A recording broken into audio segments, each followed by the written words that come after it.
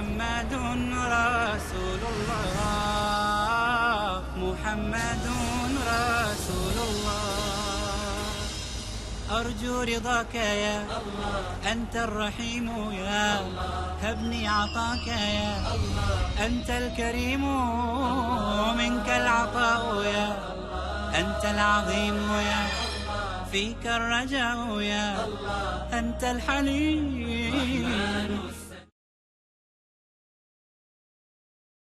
Assalamu alaikum wa rahmatullahi wa barakatuh. Welcome back. MashaAllah. That's good. Okay, welcome back to this fantastic, amazing Dubai International Peace Conference. So we got 3 mics and 3 sheikhs. Okay, so we're going to go straight to the mics.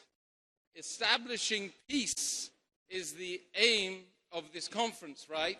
So how can we best help to be part of establishing peace in our community, in our home, in the world? Okay? So answer or questions on that particular subject, and we're talking about, again, keep it succinct, because we've only got 30 minutes, and we're asking particularly, like I said, people who are not yet Muslims to be given preference, and we're going to start with the sisters again, as I have been doing all the way through the conference. So, sisters, let's have the first question, please. Assalamu alaikum, brothers. Alaikum salam. My name is Danya, and I'm a property sales consultant. My question is, actually, I feel a little embarrassed asking this question, being a woman, but my question is cigarette, shisha, or hookah makruh or haram?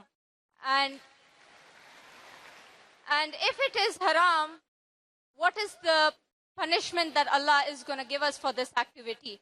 Because most of my friends argue on this topic and they don't want to talk about it. Jazakallah khair. Sheikh Awesome. Sheikh Awesome, maybe you... أفتنا يا شيخ. بسم الله والحمد لله والصلاة والسلام على رسول الله وآله وصحبه ومن اهتدى بهداه. The majority of scholars say that these things are physically harmful for you. They are a waste of money, and hence the Council of Scholars in Saudi Arabia and the majority of fiqh council around the world forbid such material to be consumed, whether cigarettes, tobacco. You can have different names, whether they are strawberry flavored or apple flavored, it doesn't make a difference. It is haram because it endangers your health and because it is khabith. If your child comes and says, can I have a cigarette? I said, definitely not. If he says, can I have some juice, some chocolate? And you would definitely allow him. And Allah Azza wa Jal has described His Prophet sallallahu alayhi wa sallam in the Quran by وَيُحِلُّ لَهُمُ الطَّيِّبَاتِ وَيُحَرِّمُ عَلَيْهِمُ الْخَبَائِثِ. Anything that is good, the Prophet makes lawful, sallallahu alayhi wa sallam. Anything that is harmful and bad, the Prophet makes prohibited, and Allah knows best. Jazakallah khair, Sheikh. Okay, let's go to the middle mic, and I'd like to ask Sheikh Tawfique Chowdhury to answer this next one. Good evening. I'm Apurv Gupta from India. I'm working in Emirates and I'm a Hindu. I just want to ask that I know Islam is all about peace and I really appreciate that.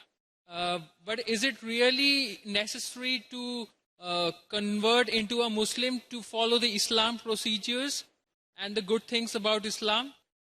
Great question. Thank you. Jazakallah khair. My dear friend, it's a really important question that you've asked.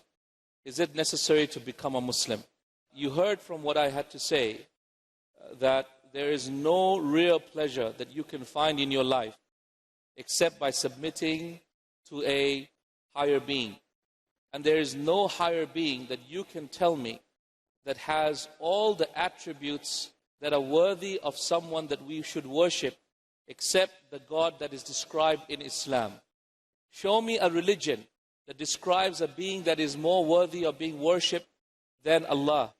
How we describe Allah, the one, the only, the beautiful, the loving, the mighty, the powerful, the first, the last, the supreme, the sublime, the one who knows everything, the one, his honor and his majesty is above everything else. There is no other religion that describes a God as powerfully as we do, as Muslims do.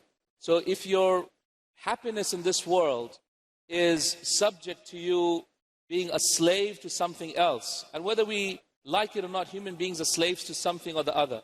We are either slaves to our desires or to money or to a type of God or the other.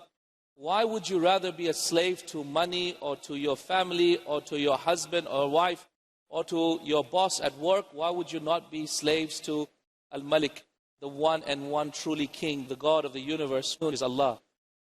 So, if you want true happiness and goodness in this dunya, in this world, and of course subsequently in the hereafter, then absolutely you would be foolish to not accept this religion.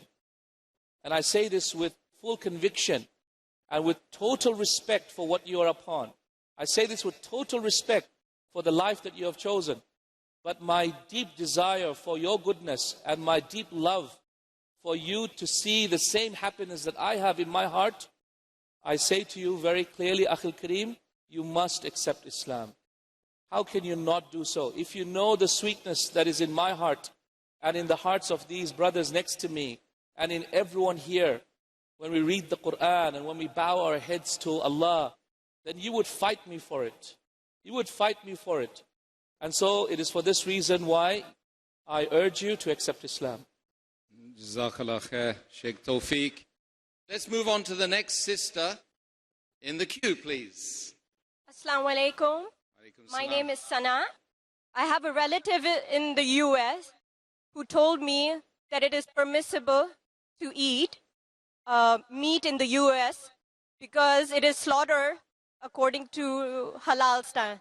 I just wanted to know if that is true and if it is okay to consume this meat, whether it is chicken or lamb or beef. So should we give that to Sheikh Awesome again? Yes, that's fine. Sheikh Awesome. To answer this question properly, I would probably need a whole lecture, but to put it in a nutshell, Allah Azza wa Jal in Surah Al-Ma'idah has permitted us to eat the meat of the people of the book. And when you go to the tafsir, Ibn Abbas says that the slaughtered meat of the people of the book. So we have a difference of opinion among scholars. What I adopt is what Shaykh Ibn Uthaymeen, may Allah have mercy on his soul, by saying that if the country is a Christian country, the majority of the people are Christian. So I can eat the meat found and sold by their market, providing it's not pork, of course. So if it's beef or mutton, I can eat that without the need of investigating, as long as I do not have any evidence to make me doubtful, such as if I go to Belgium or to Luxembourg, for example, I don't know, maybe they have something legislated that prohibits the slaughtering of any living creature. So by default, no one can do that. In this case, I'm not allowed to eat. But if I'm in the UK or in the States and I don't have such knowledge of a legislation available, in this case, I would say Bismillah and I would eat. The evidence, the Prophet ﷺ was invited by a Jew woman, and no one would accuse me of being Semicist or anti-Semitism or whatever. She was a Jew. That's her religion. She invited the Prophet ﷺ to a sheep and she stuffed it with poison. The Prophet ﷺ accepted the invitation. He did not say, where did you buy this sheep from? Though he knows that the Jews use their money from interest and usury. He did not ask. He did not say, was it slaughtered or you got it from a mountain where she fell and died? He answered the invitation and ate from it, sallallahu alaihi wasallam. And this is the fatwa. If you want to be a little bit higher in this level, you say, no, I'd rather refrain. Nobody is forcing you to eat, but do not force people not to eat. This is their choice. That is given to them, and Allah Azza wa Jalla knows best. My name is Neba. Good evening to everyone. I'm a new Muslim. And my question goes to Nouman. I want to relate coexistence that you talk of to judgment. Because I see that the human race has created a lot of differences and we are living in fraction. So my question is, does Allah has a plan to harmonize his creation, to bring everything, to bring his creation to unity and coexistence? Yes, Allah does have a plan. The plan is called the Muslim Ummah. That's the plan. The plan's already there. The instruction manual's already there. The people qualified to do this, هُوَ اجْتَبَاكُمْ وَمَا جَعَلَ عَلَيْكُمْ فِي الدِّينِ مِنْ حَرَجٍ. He's the one who chose you.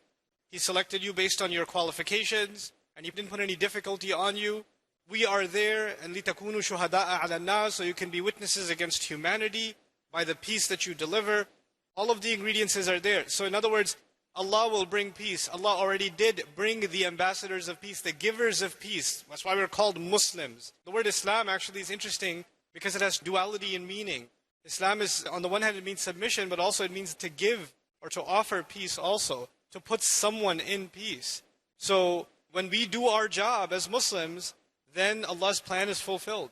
And when we don't do our job, we don't get to question Allah. How come you didn't bring peace? He gets to question us. How come you didn't do your job? It's going to be the other way around. Thank you. I'm convinced. Inshallah. Jazakallah khair. Nouman, mashallah. Let's get to the middle microphone. And again, preferences to you know who. Assalamu alaikum wa rahmatullahi wa barakatuh. Wa alaikum salam.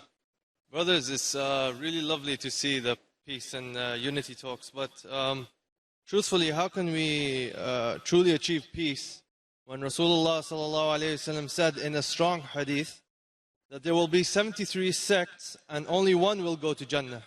And Muslims will always argue with each other to prove that they are right. So how can you really, truly achieve peace? You know, Allah subhanahu wa ta'ala, when He created creation, the angels were surprised and they came to Allah and said, أَتَجْعَلُ فِيهَا مَنْ يُفْسِدُ فِيهَا وَيَسْفِقُ الدِّمَاءِ. I mean, oh Allah, we're not understanding what your reasoning is, that you have created human beings that are weak, that are frequently argumentative, that are hasty, that are miserly, right? All of these characteristics Allah has created us. And so the angels saw our nature and they said, you know what, these guys are going to destroy themselves. They're going to kill, they're going to spill blood, they're going to divide into sects, 70, 71, 72, 73. And so the angels saw that. What did Allah say? Allah says, Inni a'lamu ma la ta'lamun. What does He mean by that? He means, I have a divine plan which you don't know. So what was Allah's divine plan? It was simple. Allama Adam al-asma'a kullaha. What does it mean by that? It means Allah's divine plan was knowledge. Allah was going to save humanity through knowledge. When we gain knowledge and we learn about Islam and we learn about each other, we learn about our needs and how we can live together, when we learn about the Quran and the Sunnah, that is the knowledge that will stop everyone from destroying themselves. And that's when Allah says, Alam aqul lakum inni a'lamu ghayba mawati wal ard.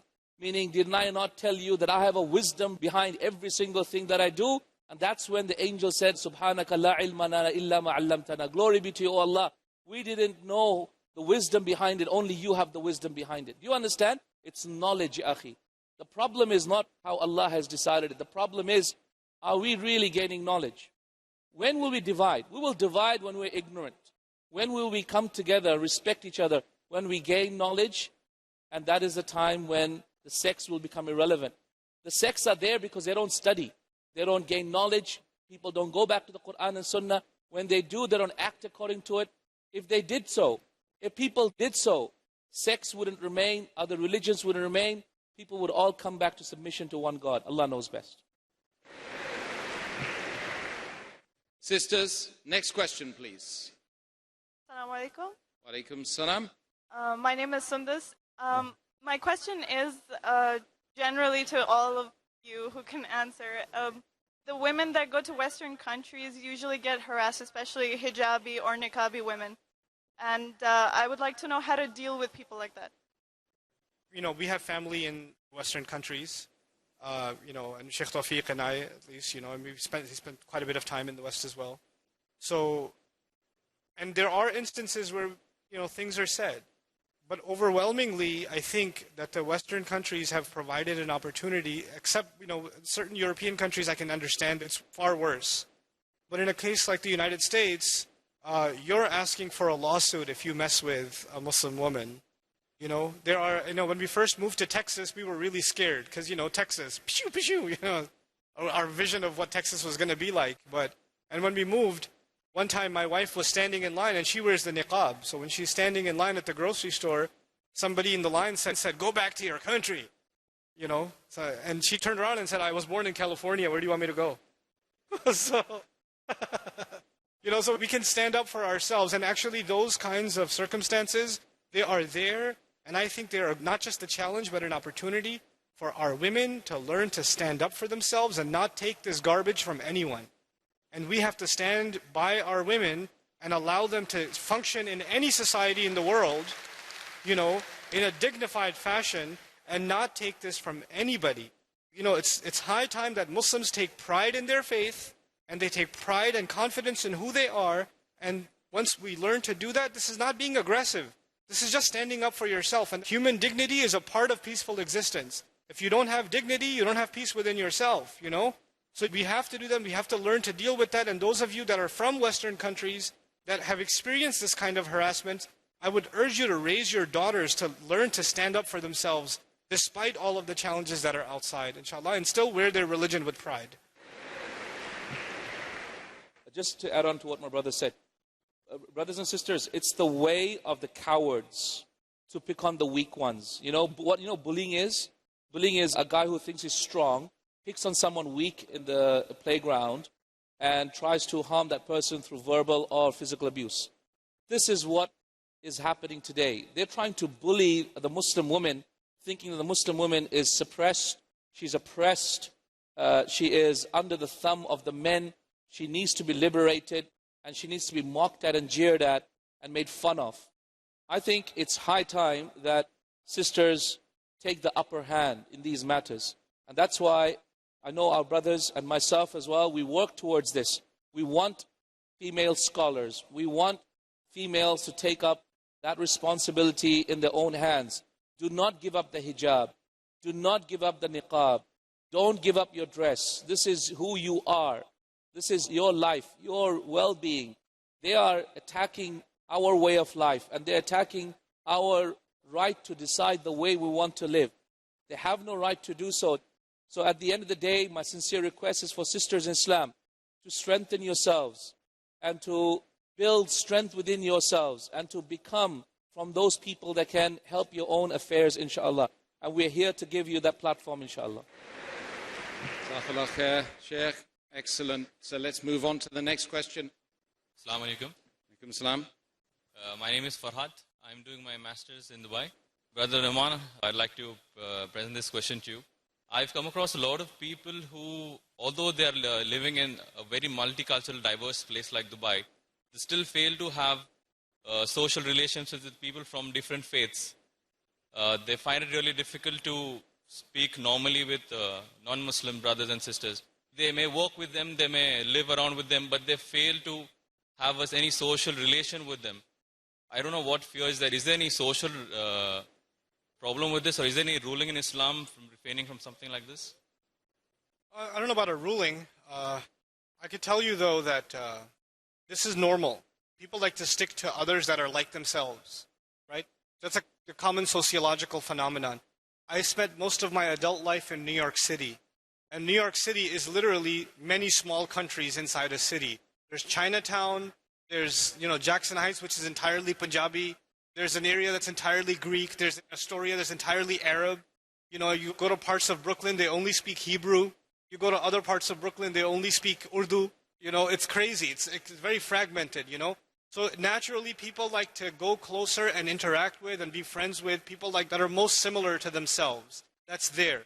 But the Muslims have to be above this natural societal tendency. It's not a haram tendency, it's a natural tendency.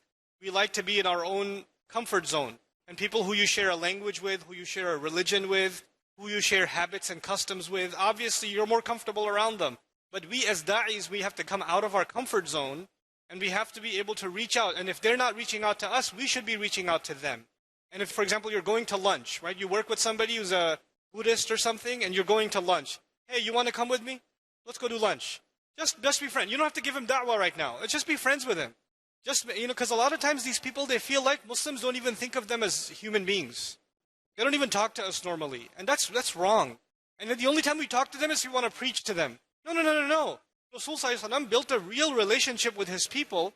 It's even an evidence in the Quran, إِنَّكَ لَعَلَى خُلُقٍ عَظِيمٍ. The entire early seerah, pre-40 years of the Rasul Sallallahu Alaihi Wasallam, these relationships that gave him the credibility, right? So those of us that are now, inshallah, after hearing this message have become more conscious, you have to go out of your way. Don't say, why do people not do this? How come people aren't this way? No. Forget about people. How come I am not this way? There's a lot of people here. There's thousands of people here. If each one of you made a change, there's a real change in Dubai, isn't it? It's a serious change. So think about that. So just reach out and be not saying go join them in the temple and sit with them. That's not what I'm saying. But at least, break the ice. Break the ice and be able to have, a good relations with our non-Muslim friends and neighbors. Sheikh, would you like to add something? Probably. See, interacting has two ways. Something on the surface and something that is internal. So on the surface, we coexist. We speak and we're kind and we're honest and we don't cheat with everyone regardless of their faith. This is a rule of thumb. In Islam, it's a religion of balance. It's a religion of pride without arrogance. A religion of strength without violence. It's a religion of compassion and mercy without weakness. So when I deal with a non-Muslim, I follow my role model, the Prophet ﷺ. I take every step possible to call him to Islam through my actions, through my sincerity, through my truthfulness, through everything that Islam tells me to do. The Prophet ﷺ had a Jew servant who got sick.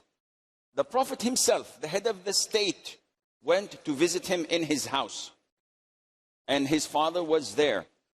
And he said to the Jew, embrace Islam.